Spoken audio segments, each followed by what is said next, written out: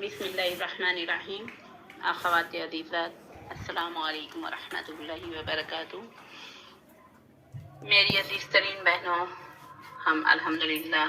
आज ईद उल अज़हा के दूसरे दिन में हैं और सुन्नत इब्राहीमी को याद करते हुए उसकी अदायगी के लिए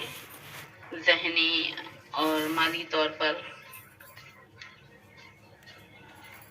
मसरूफ़ हैं। मैं इस मौके पर आप तमाम बहनों को दिल की गहराइयों से मुबारकबाद पेश करती हूँ और दुआ गो हूँ कि अल्लाह ताला हम तमाम की, आप तमाम की हसनात को, अमाल सालिहा को, कुर्बानी को और नेक जज्बात के साथ अल्लाह ताला की रज़ा हासिल करने की कोशिश को शरफ़ कबूलियत अता फरमाए और फलाह दारैन से नवाजे। मेरी अजीज़ बहनों, इस मौके पर हमें गौर करना है कि ये कुर्बानी हमें किस चीज़ की याद दिलाती है। ये महज जानवर की कुर्बानी है या ये कि हज़रत इब्राहीम अलैहिस्सलाम की जानवर की कुर्बानी की सुन्नत को जिंदा करते हुए हम बहुत सारी दीगर चीज़ों को भी याद करें, तो ये हमारे लिए एक बेहतरीन मौका है और उसके अच्छे असरात इंशाअल्लाह अज़ीज़ नुमायां होंगे। हज़रत इब्राहीम अलैहिस्सलाम ने दीन की मोहब्बत में, अल्लाह तबारक व तआला की इताअत और फरमाबरदारी में, दीन हक की सरबलंदी की कोशिशों में बेशुमार कुर्बानियाँ पेश की हैं। आपने उस मौके पर कलिमा ला इलाहा इल्लल्लाह की आवाज़ बुलंद की जबकि हर तरफ बुत परस्ती थी और ख़ुद आपके घर में आपके बाप का काम भी बुतों की तश्कील, बुतों को बनाना और फ़रोख्त करना था। उस वक्त आपने माबूदान गैरुल्लाह की बेहकीकती को वाज़ेह किया और मुख्तलिफ अंदाज से उसको कुरान ने बयान किया है, जिसको हम पढ़ सकते हैं। और उन्होंने अपने वालिद के सामने साफ साफ ऐलान कर दिया कि उनके पास बुत परस्ती के लिए कोई गुंजाइश नहीं है। मजीद ये कि उन्होंने अपने ईमान के तहफ़्फ़ुज़ के लिए अपने घर, ख़ानदान और कबीले हर एक की दुश्मनी मोल ली और आग में जलने को कबूल कर लिया। जब आपके लिए फिजा नाहमवार हो गई तो आपने अपने अजीज तरीन रिश्तेदारों को, अपने मुल्क, अपने शहर और अपनी जायदाद, अपने मालो मता, हर चीज को अलविदा किया और अलविदा कहते हुए वहां से रुखसत हो गए और घर बार छोड़ करके बिला सरो सामानी के हिजरत कर गए, जिसको कुरान ने कहा कि इन्ना बुराउ मिनकुम मिम्मा तअबुदूना मिन दूनिल्लाह कफरना बिकुम व बदा बैनना व बैनकुम लदाफतु वल बग़्ज़ाउ अबदा हत्ता तुमिनु बिल्लाहि वहदा। यानी उन्होंने ऐलान कर दिया, अल्लाह ताला ने सूरह मुमतहना की आयत में कहा है कि तुम्हारे लिए इब्राहीम और उनके साथियों में बेहतरीन नमूना है, जबकि उन्होंने अपनी कौम से कहा कि हम तुम्हारे रवैये से जो है बिल्कुल बरी हैं और जिनकी तुम इबादत करते हो उनसे भी बरी हैं। हमारे और तुम्हारे दरमियान गोया की दुश्मनी वाज़ेह हो गई है और हमने तुम्हारी इस अकीदे का, इस दीन का, इस मजहब का इनकार किया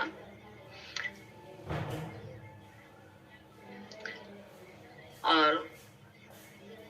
अब हमारे और तुम्हारे تمہارے درمیان دشمنی اور عداوت ہے یہاں تک کہ تم اللہ وحدہ پر ایمان لے آؤ۔ اور وہ اس اعلان کے ساتھ گویا کہ سب کچھ چھوڑ چھاڑ کر بغیر سر و سامانی کی حالت میں وہاں سے ہجرت کر گئے، اس طور پر کہ ان صلاتی و نسکی و محیایا و مماتی للہ رب العالمین کے اعلان کے ساتھ دین حق کی سربلندی کے لیے مختلف ممالک کا رخ کیا اور سفر کی بے پناہ مشقتیں برداشت کرتے ہوئے اللہ تعالیٰ کے پیغام کو ہر مقام پر ہر ملک میں پہنچانے کی کوششیں کی اور مختلف طرح کی اذیتیں برداشت کی، جو خود آپ کی بڑی بڑی قربانیوں کا حصہ ہے۔ مزید یہ کہ اللہ تبارک و تعالیٰ کے حکم پر اپنی محبوب چہیتی بیوی اور چہیتی اولاد کو مکہ مکرمہ کے پاس وادی غیر ذی زرع میں لا کر بسایا اور اللہ کے بھروسے پر وہاں تنہا چھوڑ کر چلے گئے، ایسے مقام پر جہاں نہ کہ صرف یہ کہ اجنبیت تھی بلکہ سرے سے وہ زمین بے آب و گیا تھی، وہاں انسان نام کی کوئی آبادی نہیں تھی۔ یہ صرف حضرت ابراہیم ہی کی نہیں بلکہ حضرت ہاجرہ علیہ السلام کی بھی عظیم قربانی تھی، جو اللہ تعالیٰ کو اتنی پسند آئی کہ ان کے پانی کی تلاش کے لیے جب کہ پانی مشکیزہ کا پانی ختم ہو گیا تو انہوں نے صفا اور مروہ کے درمیان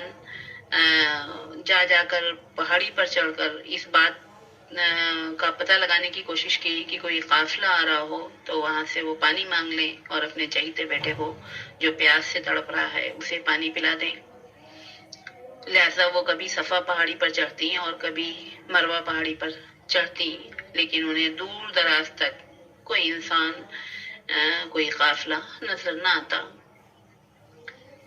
لہذا ان کے پانی کی تلاش کے لیے دوڑ دھوپ کو بھی اللہ تبارک و تعالیٰ نے قیامت تک کے لیے صفا و مروہ کی سعی جو حج کے موقع پر کی جاتی ہے اور حج و عمرہ کے موقع پر اس سنت کو جاری کر دیا۔ مزید عظیم قربانی اللہ تعالیٰ کے اشارے پر بڑھاپے کی انتہائی تمناؤں اور دعاؤں سے ملی ہوئی اولاد کے گلے پر چھری رکھ دینا بھی آپ کی بلند تر قربانی ہے جس کی مثال نہیں ملتی۔ اسی قربانی کو اللہ تعالیٰ نے میڈے کی قربانی سے بدل کر نہ صرف یہ کہ حضرت اسماعیل علیہ السلام کو بچا لیا بلکہ پوری امت کو اس سنگین ترین آزمائش سے محفوظ کر دیا۔ اس پر ہمیں اللہ تبارک و تعالیٰ کا شکر ادا کرنا چاہیے۔ آج سنت ابراہیمی کی ادائیگی کرتے ہوئے حضرت ابراہیم علیہ السلام کی وہ ساری قربانیاں یاد کرنے کی ضرورت ہے جو صرف اور صرف اللہ تبارک و تعالیٰ کی رضا کے لیے، اس کے دین کی اشاعت اور غلبے کے لیے اور اس کے دین کی سربلندی کے لیے تھیں۔ یہ قربانیاں بغیر مالی استطاعت کے بھی یہ قربانیاں بغیر مالی استطاعت کے بھی حسب موقع و صلاحیت ممکن ہے۔ دور حاضر میں ہم خود اپنا جائزہ لیں تو دیکھ سکتے ہیں کہ اللہ تبارک و تعالیٰ کی رضا کو حاصل کرنے کے لیے کس طرح کی قربانیوں کی ضرورت ہے۔ اپنے اوقات کی قربانی، اللہ کی رضا کو حاصل کرنے کے لیے اپنی صلاحیتوں کی قربانی، اپنے مال و اسباب کی قربانی، اپنی خواہشات نفس کی قربانی، یہ بہت ساری چیزیں ہیں جس کی ضرورت ہمہ وقت بڑھتی ہے، اس وقت ہم اپنے ایمان کو مستحکم کریں اور اس بارے میں غور کریں کہ ہمارا رویہ کیا ہونا چاہیے۔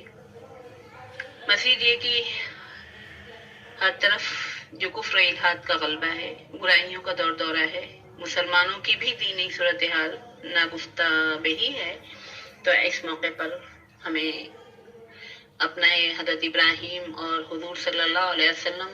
کی زندگی کو اسوہ بناتے ہوئے اپنے اوقات کی قربانی پیش کرتے ہوئے اور اپنی صلاحیتوں اور اپنے مال و متاع کی جہاں تک ممکن ہو سکے اللہ کے دین کی سربلندی کے لیے کوششیں کرنا چاہیے اور اس سلسلے میں متحرک رہنا چاہیے۔ ہمارا کام یہ نہیں کہ ہم بس ایک قربانی کو ہی اپنے سامنے رکھیں، وہ بھی لازماً سامنے رکھیں، لیکن اس کے ساتھ ساتھ یہ کہ حضرت ابراہیم علیہ السلام یا حضور صلی اللہ علیہ وسلم نے جس انبیائی مشن کو لے کر کے دعوت و تبلیغ کا کام کیا اور جس کے لیے انہوں نے اپنی پوری زندگی وقف کر دی، وہ بھی ہم اپنے لیے نمونہ بنائیں اور اس کے تحت معاشرے میں، خاندان میں، گھر میں، اپنے ماحول میں، اپنی بستی میں دین کے غلبے کے لیے جو ہم سے جس طریقے کی بھی خدمت ہو سکتی ہے، جو بھی ہم جد و جہد کر سکتے ہیں، ہم جو بھی تحریکیت ہمارے اندر پیدا ہو سکتی ہے، جہاں تک ہم تحریک اسلامی کا ساتھ دے سکتے ہیں، اس کے لیے آگے آئیں اور اپنے آپ کو اس میں شامل کر کے اجتماعیت کے ساتھ دین کی خدمت اور دین کی سربلندی کے لیے کام کریں اور اس طریقے سے حضرت ابراہیم علیہ السلام کو اپنے لیے نمونہ بنائیں اور حضور صلی اللہ علیہ وسلم کی ساری زندگی، اس کے لیے قرآن نے دوسری جگہ پہ کہا ہے کہ قد کان لکم فی رسول اللہ اسوۃ حسنۃ لمن کان یرجو اللہ والیوم الآخر، کہ رسول اللہ صلی اللہ علیہ وسلم کی پوری زندگی ہمارے لیے نمونہ ہے، اسوہ حسنہ ہے، اور اس میں ہم اپنے آپ کو رنگنے کی کوشش کریں اور آپ صلی اللہ علیہ وسلم نے جو کارہائے نمایاں انجام دیے اس میں جہاں تک ہمارے لیے ممکن ہو سکے اپنی صلاحیتوں کو صرف کریں اور اللہ تعالیٰ کے ہاں معجور ہوں، اللہ تعالیٰ کی خوشنودی کو حاصل کر سکیں اور دنیا اور آخرت میں انشاءاللہ العزیز کامیابی ممکن ہو سکے۔ ایک بار پھر آپ تمام کو عید الاضحیٰ کی مبارکباد۔ کل عام وانتم بخیر، تقبل اللہ منا ومنکم صالح الاعمال، والسلام علیکم ورحمۃ اللہ وبرکاتہ۔